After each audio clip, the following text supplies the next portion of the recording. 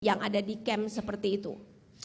And then there is the challenge of postmodernism. Kemudian ada tantangan postmodernisme. Postmodernism basically states that we cannot know the past because of these challenges. Ya, postmo pada dasarnya mengatakan kita tidak dapat mengetahui masa lampau karena tantangan-tantangan ini. In fact, they'll say that words themselves ultimately have no objective meaning. Bahkan mereka akan mengatakan bahwa kata-kata itu sendiri tidak mempunyai arti yang objektif. Everything is an interpretation. Semuanya itu adalah masalah penafsiran. And because of that, we many times get things wrong. Dan karena itu sering sekali kita mendapatkan kesimpulan yang salah. How many of you are married? Berapa banyak dari saudara yang telah menikah? We all know how easy it is to be misinterpreted by our spouse. Kita tahu bagaimana mudahnya pasangan kita mensalah tafsirkan kita. We say one thing and our spouse interprets us as saying the exact opposite. Ya, kita mengatakan sesuatu dan pasangan kita menafsirkan yang bertolak belakang. For example, I've made the mistake of telling my wife that her hair looks nice today. Suatu hari saya melakukan kesalahan mengatakan kepada istri saya, wah rambutmu bagus hari ini. I think I'm paying her a compliment by saying her hair looks nice today. Saya pikir saya sedang memuji dia mengatakan rambutnya bagus hari ini. But she interprets it as an insult, meaning that her hair did not look good on the other days. Tetapi dia menerimanya sebagai suatu kritikan, penghinaan, berarti rambutnya di hari-hari yang lain itu tidak baik.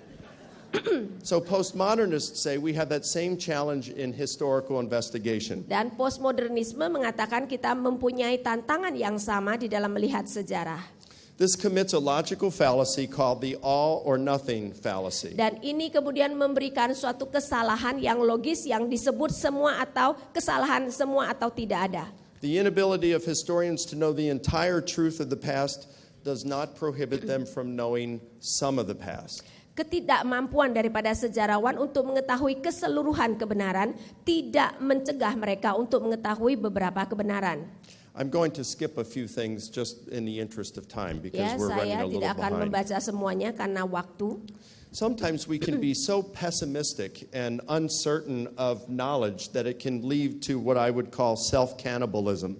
Ya, kadang-kadang kita itu begitu pesimis sehingga ini bisa membawa kita kepada apa yang saya katakan sebagai kanibalisme diri. Where we deny our own existence. Di mana kita kemudian menyangkal keberadaan diri kita. For example, how do I know that I'm 51 years old and I think I'm 51 years old? How do I know that I'm 51 years old rather than that a creator created the entire universe just 5 minutes ago? And that I have memories in my mind of events that never occurred and food in my stomach of meals I've never eaten. Ya, bagaimana saya bisa benar-benar tahu saya adalah usia 51 tahun sekarang. Bisa saja mungkin pencipta itu baru mencipta bumi ini 5 menit yang lalu. Sehingga apa yang ada di dalam saya, di dalam perut saya, semuanya itu tidak pernah ada. I can't know for sure. Saya tidak dapat tahu dengan pasti. How do I know that I am really standing here next to you?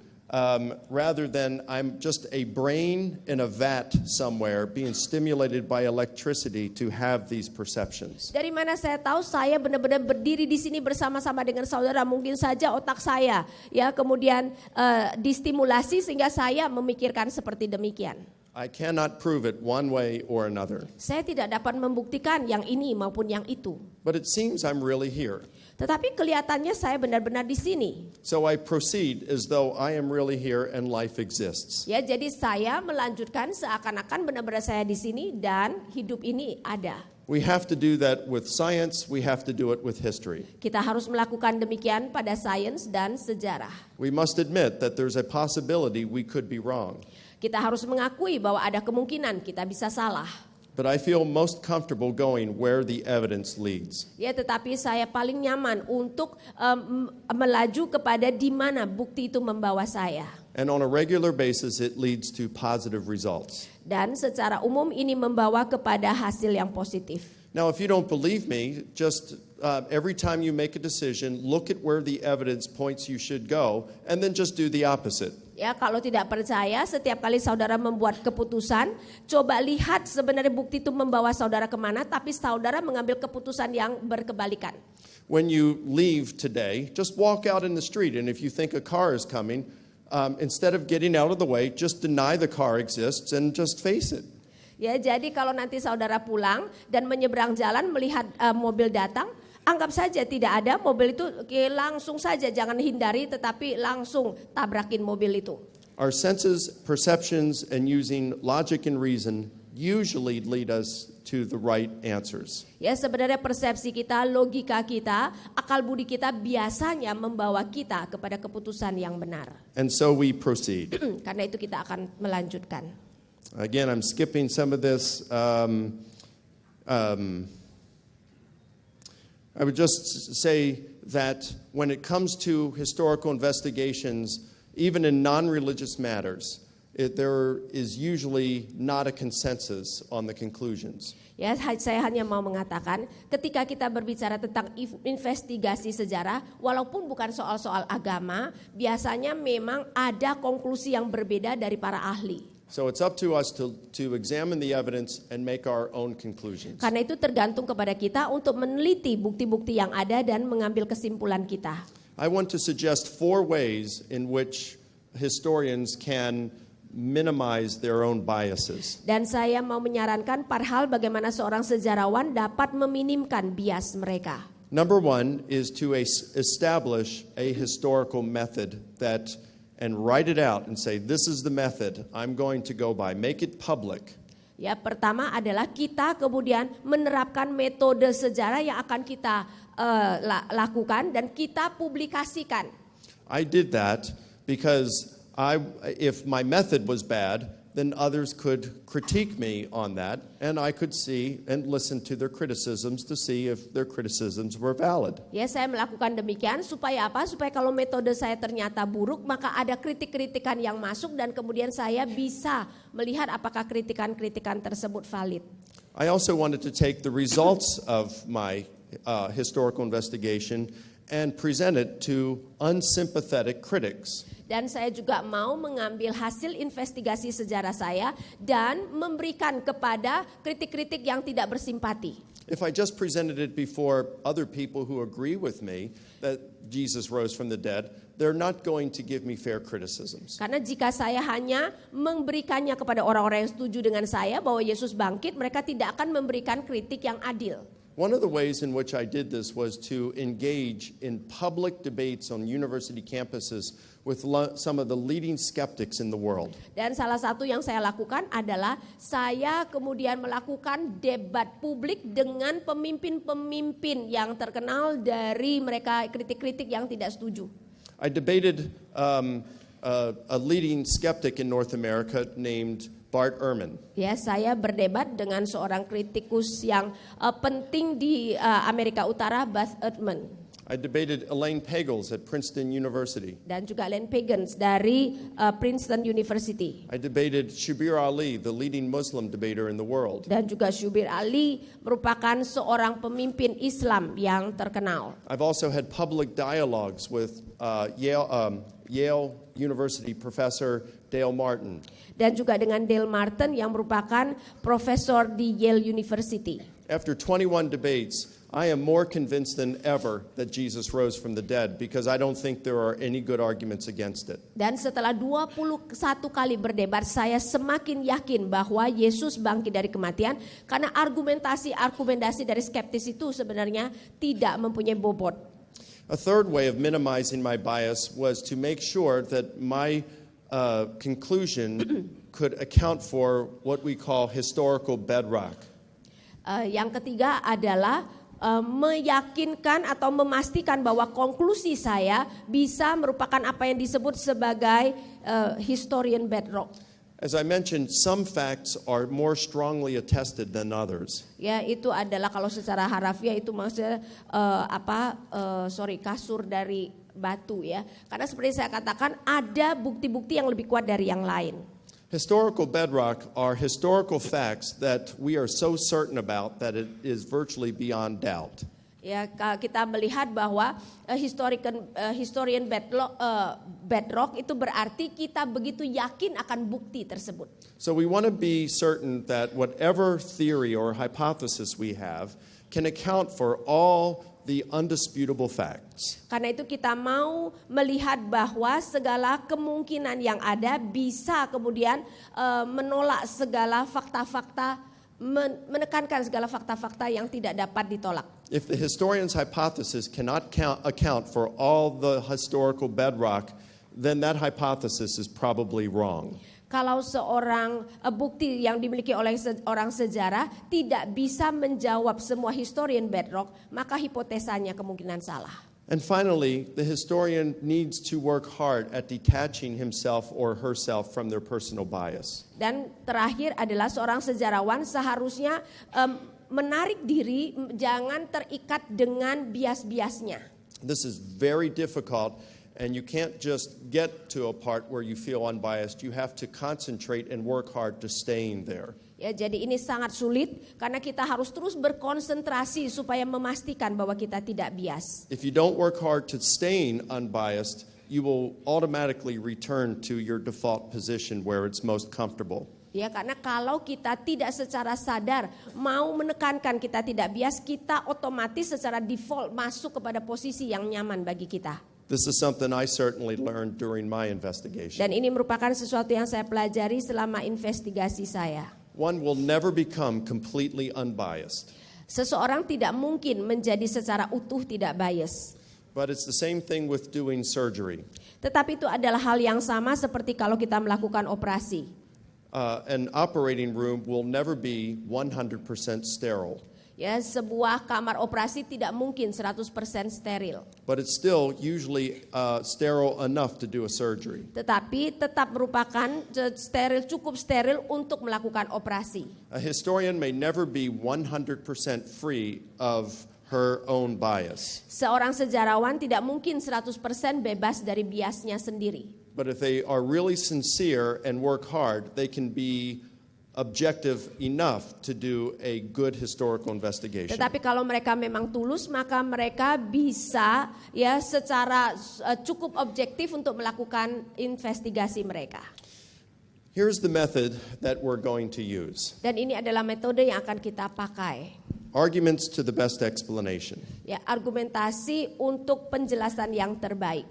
The first is called explanatory scope. Yang pertama adalah lingkup penjelasan. Imagine a puzzle that has 32 pieces and Yeah. each piece represents a historical fact. Misalnya kita melihat suatu permainan puzzle yang ada 32 keping dan setiap keping itu merupakan fakta sejarah. Good explanatory scope means that you're using all the pieces of the puzzle, and when you're putting together a historical hypothesis, it means you're able to account for all of the historical facts. Lingkup penjelasan yang baik berarti kita mempunyai setiap keping daripada puzzle tersebut dan berarti kita kemudian bisa mencakupi segala fakta sejarah yang ada. Sometimes when you're doing a puzzle, putting a jigsaw puzzle together, you leave some pieces orphaned because you don't know where they go. Ya, kadang-kadang ketika kita memainkan puzzle tersebut kita meninggalkan beberapa keping karena kita tidak tahu seharusnya menempatkannya di mana. If your hypothesis cannot account for all of the facts and you leave some orphaned, it's probably wrong. Ya, dan kalau hipotesa kamu tidak dapat memasukkan semua keping-keping dan ada yang ditinggalkan, maka kemungkinan hipotesamu itu salah. Explanatory power is the ability to account for the facts without forcing them to fit. Kemudian kekuatan daripada penjelasan itu adalah bahwa kita bisa menjelaskan tanpa harus memaksakan keping-keping yang tidak cocok itu untuk dicocokkan.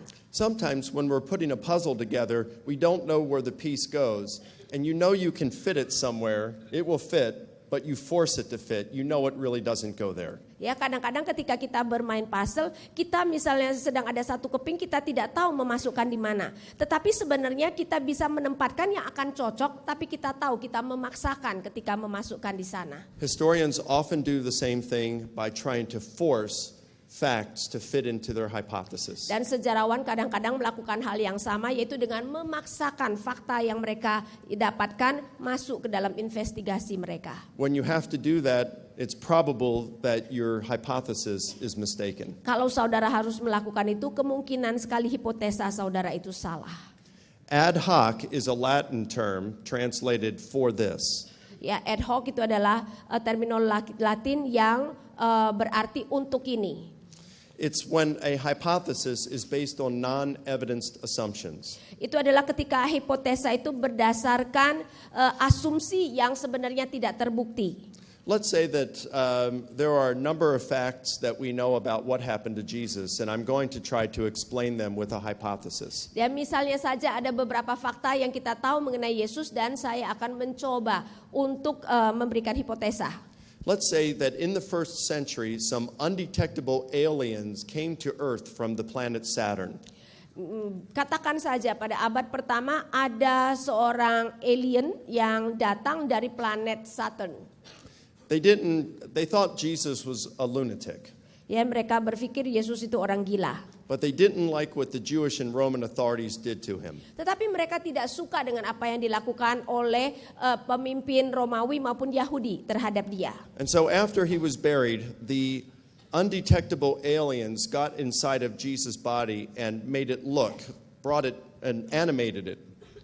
Ya, dan setelah Yesus mati maka alien itu masuk ke dalam tubuh Yesus dan membuat tubuh itu seperti hidup lagi. He was not really alive, but the aliens inside him made it look that way. They made him talk and say, "Hey, I've been raised from the dead." Ya, dia tidak sungguh-sungguh hidup kembali, tetapi alien itu masuk jadi membuat dia itu dapat bergerak-gerak dan kemudian mengatakan bahwa aku hidup lagi. Now, the alien hypothesis can account very well for the known historical facts about Jesus. Dan kita melihat hipotesa alien ini merupakan sesuatu yang mungkin bisa dipercaya.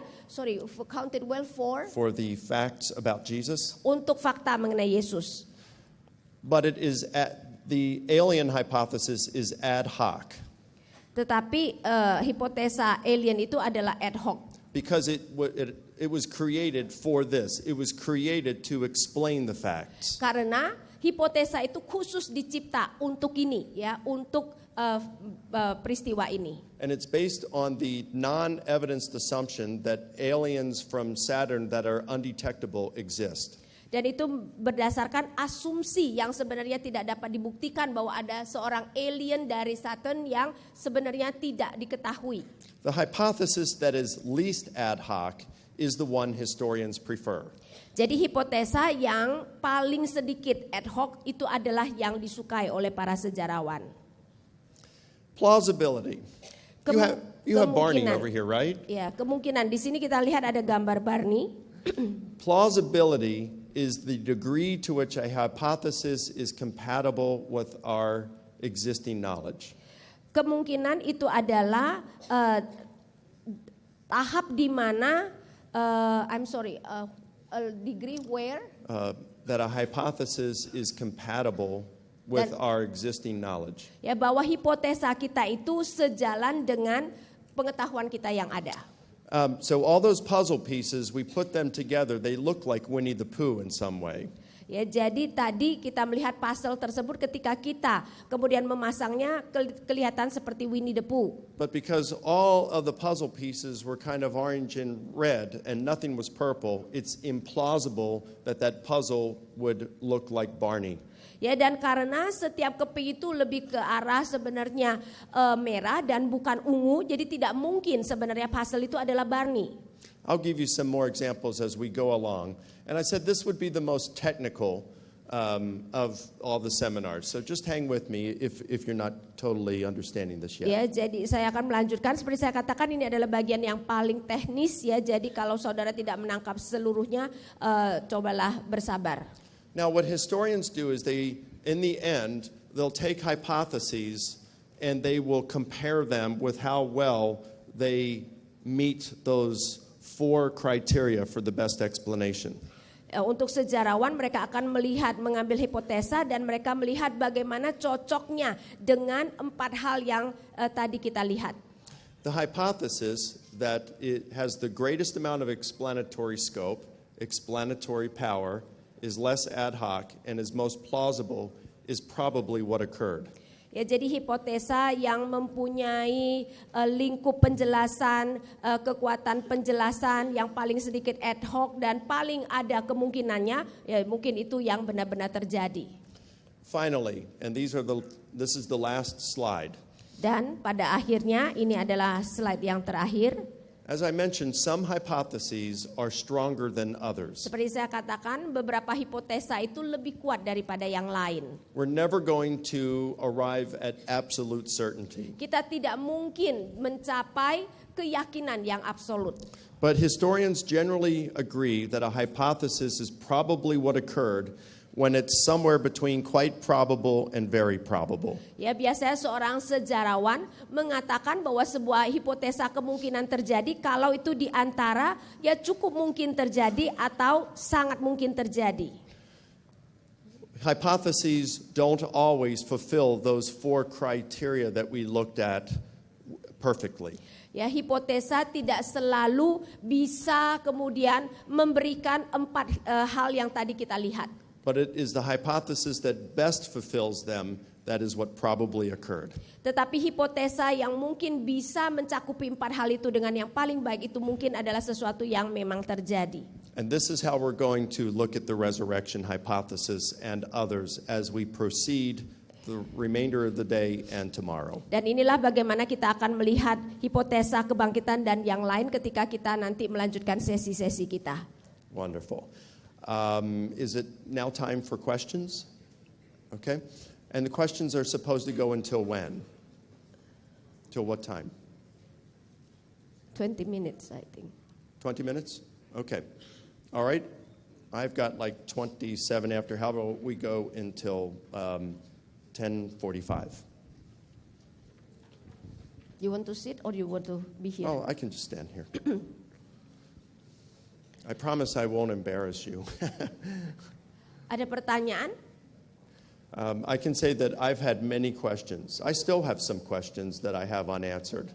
And I appreciate good questions. Dan saya harus mengatakan bahwa saya juga mempunyai banyak pertanyaan, masih ada pertanyaan yang belum saya jawab dan karena itu saya sangat menghargai pertanyaan. So if you want, until they're figuring this out, you can just kind of stand up and yell out, and then we will, or they can get a microphone to you, and then I can repeat the question for the recording, and then go ahead, sir.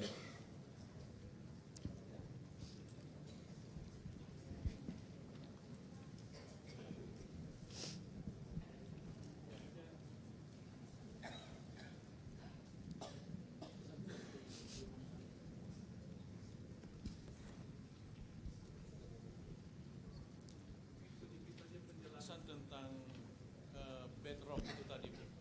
3 lapisan-lapisan sejarah, apa maksudnya? Could you explain more about the bedrock?